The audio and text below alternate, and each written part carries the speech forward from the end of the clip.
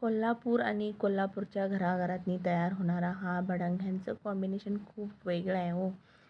तर चला बघूया आज आपण भडंग कसा करायचा ते. तर एक कढई घेतली होती, त्याच्यात तेल ठेवलं होतं तापायला 1 वाटी, कारण 1 किलो चिरमुरे होते माझ्याकडं म्हणून त्याच्यात टाकले मी शेंगदाणे आणि जिरे मोहरी टाकली होती आणि ते चांगले भाजून घेतलं होतं शेंगदाण्याने ते. नंतर त्याच्यात खूप सारा लसूण आणि कढीपत्ता घालून ते चांगलं परतून घेतलं होतं. परतल्याच्या नंतर ते चांगलं लसूण कुरकुरीत होईपर्यंत भाजून घ्यायचं.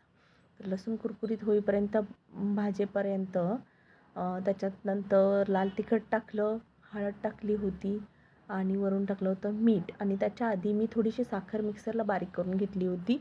तुमच्याकडे लिंबू असेल तर लिंबू पण ह्याच्यात पिळून घ्या, खूप छान टेस्ट येते त्याच्यामुळे.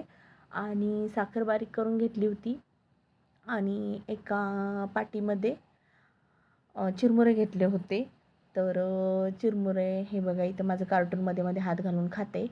आणि चिरमुरे घेतले होते आणि त्याच्यावर आता मी साखर घातली होती आणि साखर घालून ते सगळं मिश्रण घालून मी ढवळून घेतलं चांगलं व्यवस्थित एकजीव होईपर्यंत. ते सगळं पूर्ण त्या चिरमुऱ्यांना लागलं पाहिजे, तिखट मीठ वगैरे. तर खूप छान लागतो हा भडंग, आम्हाला सगळ्यांना खूप आवडतो. तुम्ही पण करून बघा, खाऊन बघा आणि कमेंट करून मला नक्की सांगा. व्हिडिओला माझ्या यूट्यूबला सबस्क्राईब करा आणि इंस्टाग्रामला फॉलो नक्की करा. थँक्यू.